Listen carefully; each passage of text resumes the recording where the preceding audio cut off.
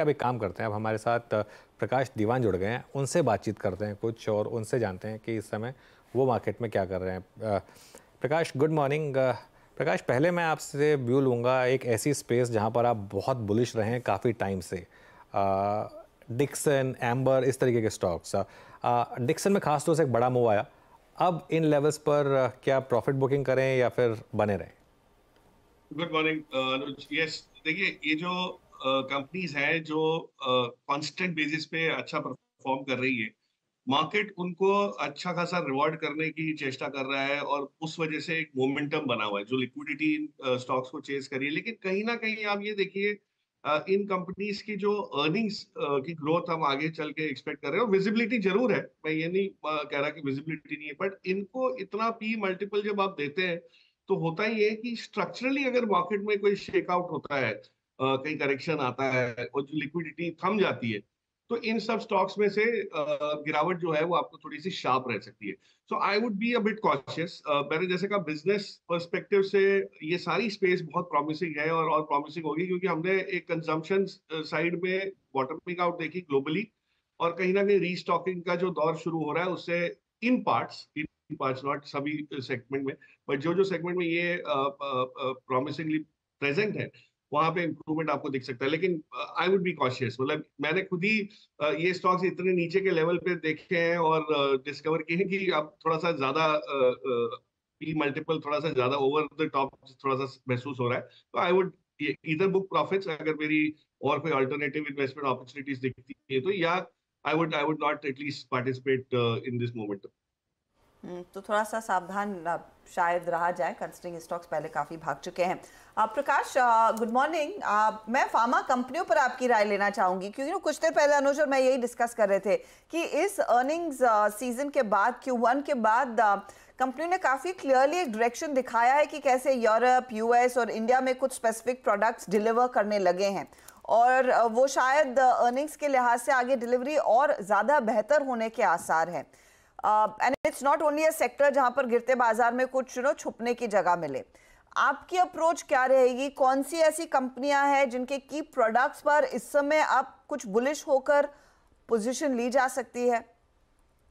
Good morning अर्चना। देखिए, pharma एक बड़ी कॉम्प्लिकेटेड सी सेक्टर होती जा रही है। उसका कारण ये है कि जो फ्रंटलाइन कंपनीज हैं, जहां पे आपको इम्प्रूवमेंट देखना शायद पिछले साल से शुरू हो गया था, मिडिल ऑफ लास्ट ईयर अगर आप देखें कैलेंडर 22, तो ल्यूपिन, सिप्ला, सन फार्मा, इन सब में एक बहुत अच्छा आपको मूव दिखना शुरू हुआ था, क्योंकि उनका बिजनेस, यूएस का बिजनेस जो है वो अच्छा खासा इंप्रूव हुआ, और including the likes of Glenmark, मतलब कई हैं जो, पर ये सारे ही बड़े नाम है। और फार्मा कंपनीज जो हमारे यहाँ लिस्टेड हैं, करीब 120-125 लिस्टेड कंपनी जो है मेन लाइन, उनमें से जो बड़ी कंपनीज हैं उसमें अर्षिता ऑलरेडी एक पहला मूव आ चुका है। तो अब ये मूव कंटिन्यू होना थोड़ा सा डिफिकल्ट इसलिए हो जाता है कि अब इनको अर्निंग्स ग्रोथ जो है वो थोड़ा सा धीमा पड़ सकता है। जो इन्होंने 16-17% पे ग्रोथ कायम की, उसकी जगह अभी हो सकता है सिंगल डिजिट पे या 11-12% के आसपास रहे। मेरे हिसाब से फार्मा में बड़ी कंपनीज में आपको इतना स्ट्रांग मूव नहीं दिखेगा, पर जो मिड साइज कंपनीज है या छोटी कंपनीज हैं जो बहुत स्पेशलाइज एरिया में, जैसे जो सीडीएमओ में है, कई एपीआई में है, वहां पे आपको एक्टिविटी थोड़ी ज्यादा दिखेगी। और उस लिहाज से अगर आप देखें तो कोपरान है, थेमिस मेडिकेयर, इस टाइप की छोटी कंपनी ये जिनके प्रोडक्ट्स बहुत अच्छे हैं, स्ट्रांग है, प्रोसेसेस इन प्लेस है, और कहीं भी यूएस एफडीए को लेके कोई स्पीड ब्रेकर आएगा या कोई ब्रेक लगेगी, ऐसी चीजें नहीं आएंगी।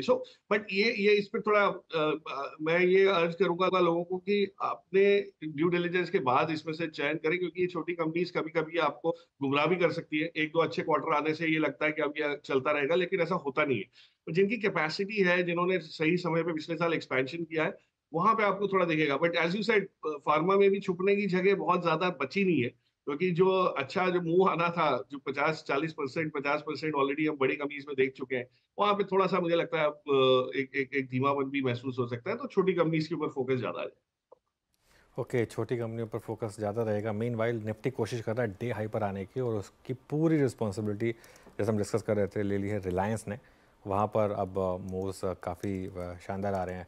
प्रकाश, कोई स्टॉक्स आइडेंटिफाई करे आपने? अगर 2-3 स्टॉक्स बता सकें जो कुछ फ्रेश ट्रेडिंग आइडियाज़ या इन्वेस्टमेंट आइडियाज़। तो अनुज देखिए, मुझे एक चीज समझ आई है कि जो बड़ी कंपनीज है वहां पे अभी भी, जैसे आपने रिलायंस की बात की, आज ऑफकोर्स रिलायंस ये सारा श्रेय निफ्टी के रिवाइवल का जो जा रहा है वो है क्योंकि रिलायंस इटसेल्फ में एक दो चीजें हुई हैं जो रिजल्ट्स के बाद हुई है, पिछले क्वार्टरली अर्निंग्स के बाद, लेकिन वो अभी तक फैक्टर इन प्राइस में मेरे हिसाब से नहीं हुई है। तो अगर कोई टैक्टिकल पोजीशन लेना चाहे तो रिलायंस में आपको यहाँ से 8-10% की एक अपसाइड दिख सकती है। और एजीएम आ रही है, एजीएम में काफी क्लैरिटी आने की उम्मीद है, खास करके उनके जो ग्रीन हाइड्रोजन बिजनेस की, न्यू एनर्जी बिजनेस के बारे में, जो एक एक बहुत बड़ा ट्रिगर साबित हो सकता है मेरे हिसाब से। छोटी कंपनी जो मिड कैप कंपनीज हैं वहां पे आप देख रहे हैं एक्टिविटी में क्या हो रहा है कि जहां लो फ्लोटिंग स्टॉक है वहां प्राइस बहुत जल्दी बढ़ रहा है। तो एक एक फीलिंग ये आती है कि परफॉर्मेंस ड्रिवन है, जबकि अभी भी पी एक्सपेंशन का ही दौर चल रहा है। मुझे बहुत बहुत कम गिनी चुनी कंपनीज है जहां पे इस टाइप का मूव दिख रहा है।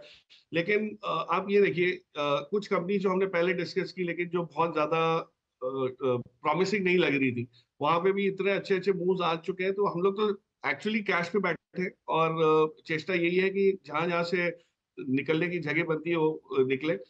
जो लार्ज कैप कंपनीज का मैंने जिक्र किया उसमें मुझे अभी भी आईटीसी में मुझे नहीं लगता कि कोई इस टाइप का मूव आया है जो जस्टिफाई करे जो सेलियंस है उसको, और वो होटल बिजनेस के डीमर्जर जैसे जैसे नजदीक आएगा उसमें आपको लेगा। तो ITC can give you a little bit of upside यहाँ से।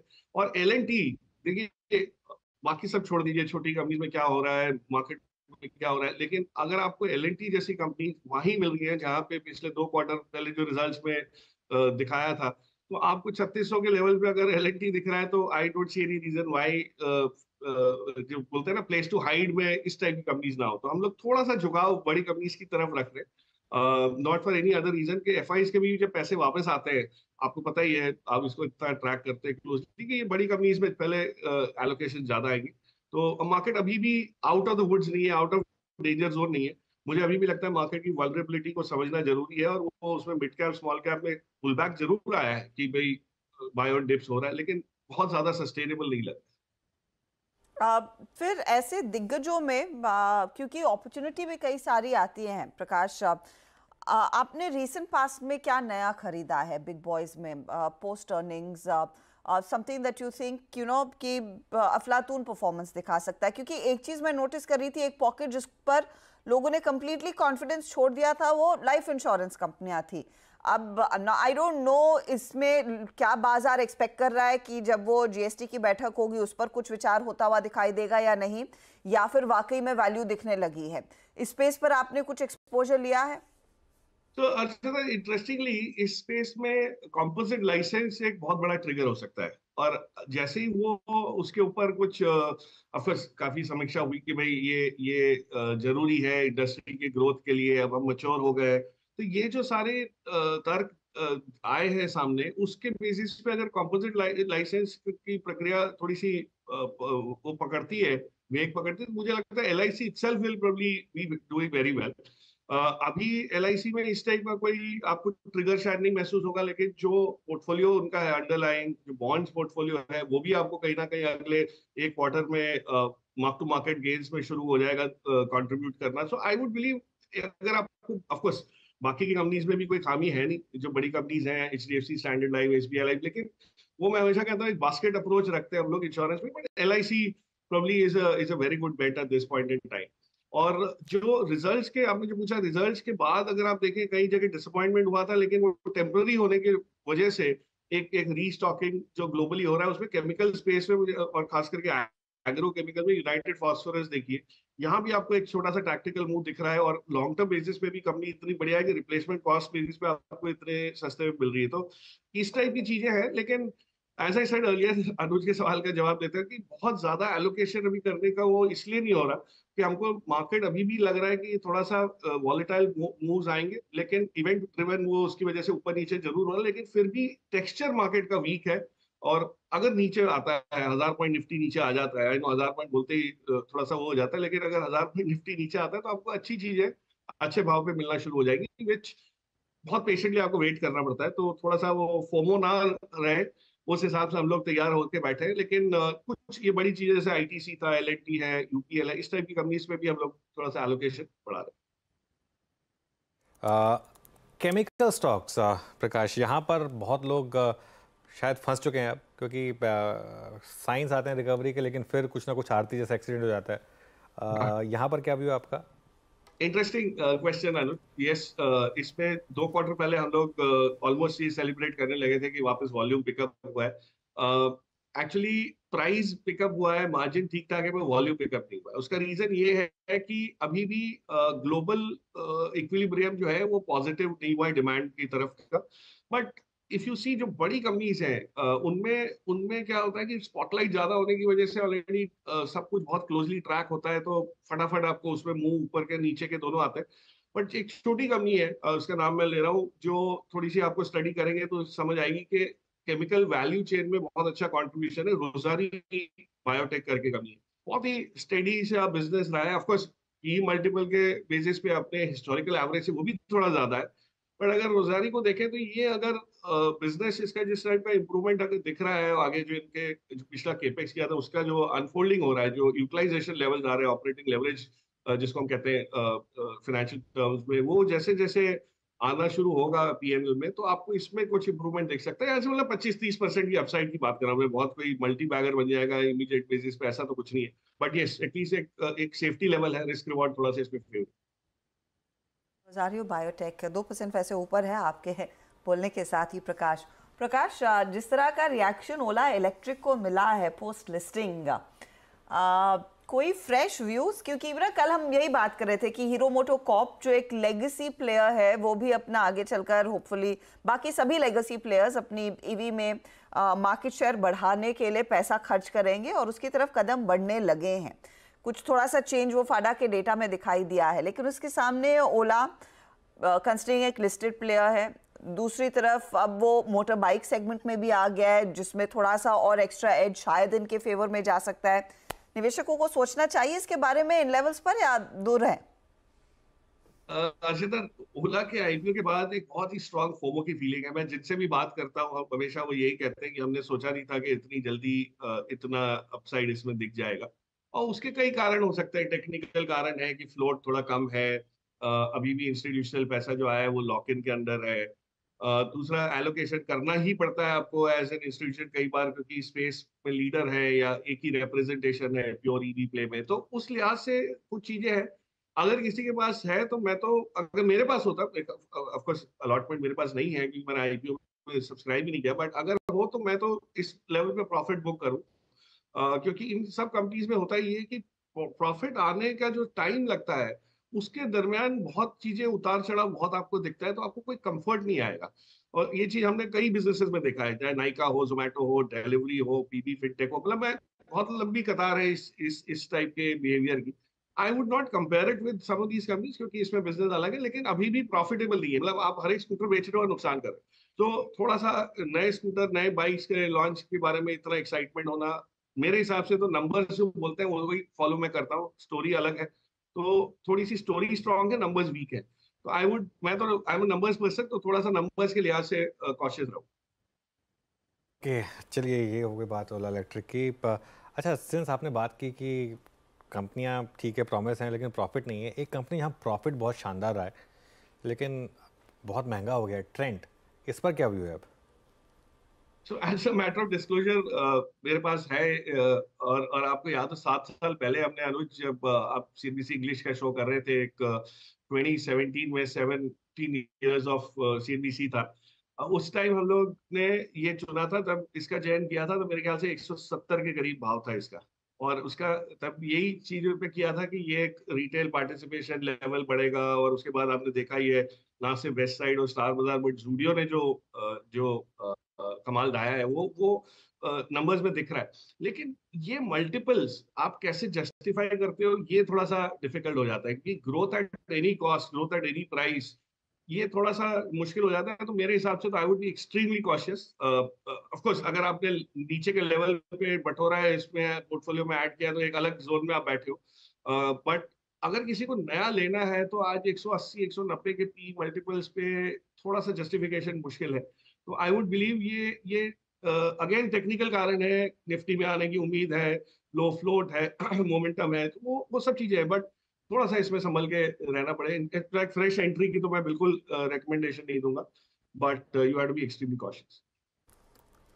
जी हाँ, थोड़ा सा संभल कर चले, लेकिन एक स्टोरी जिससे दिल भरा हुआ है, you know, it's true love in the market actually. Trend जिस तरह परफॉर्म कर रहा है। प्रकाश, हम कुछ देर पहले वो मज़गांव डॉक की बात कर रहे थे, कंसिडरिंग द फैक्ट कि इन स्टॉक्स में इतनी तगड़ी तेजी देखने को मिली है। हालांकि एक ब्रोकरेज है जो कहता है कि आगे टूटेगा और 70% के नीचे के टारगेट्स आ रहे हैं।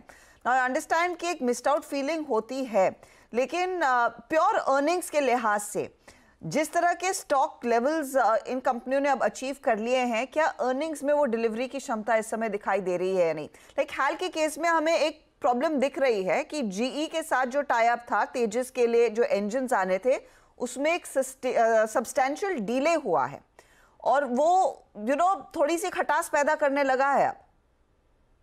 नहीं, ये तो देखिए, एग्जीक्यूशन का जब दौर आता है तो डेफिनेटली मतलब मार्क्स कटने शुरू हो जाते हैं अगर कहीं भी गलती हो तो।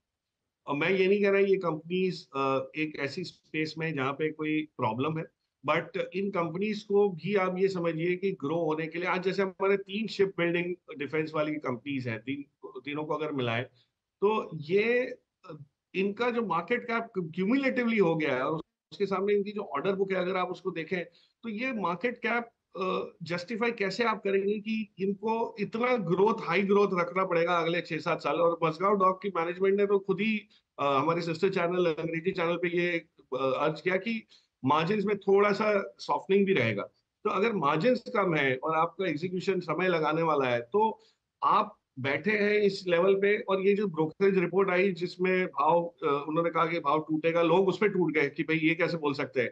अब वो उनका व्यू है, अगर आपको लगता है कि ये व्यू गलत है तो आप तो जाके ले ही सकते हैं, लेकिन इस भाव पे आगे चल के कितना ग्रोथ आपको कायम होगा, हाँ ये रेंज बाउंड रहेंगे। एक टाइम करेक्शन इसमें जरूरी है ताकि एग्जीक्यूशन कैचअप हो जाए। अर्निंग्स ग्रोथ जो आपने बहुत सही कहा कि अर्निंग्स दिखाएगा कि नहीं ये चीज, और कहीं ना कहीं अगर एग्जीक्यूशन में खटाई पड़ी जैसे एचएल में हुआ है या कोई इशू की वजह से स्लो डाउन होता है या ऑर्डर बुकिंग जो है वो थोड़ी सी स्लो होती है, बहुत चीजें आ सकती है। तो आई वुड बिलीव आप प्राइस टू परफेक्ट उस पे हो, बिल्कुल थोड़ा सा सेफ्टी वो करनी। बिल्कुल प्रकाश, बहुत बहुत शुक्रिया हमारे साथ जुड़ने के लिए, हमसे बात करने के लिए। ये हो गई मार्केट पर फंडामेंटल चर्चा।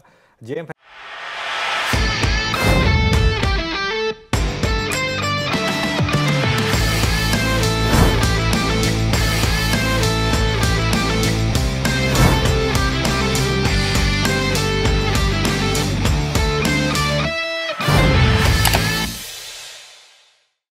बता दें कि मनी कंट्रोल पर दिए गए विचार एक्सपर्ट्स के अपने निजी विचार होते हैं।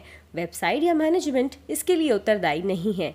यूजर्स को मनी कंट्रोल की सलाह है कि कोई भी निवेश निर्णय लेने से पहले सर्टिफाइड एक्सपर्ट की सलाह लें।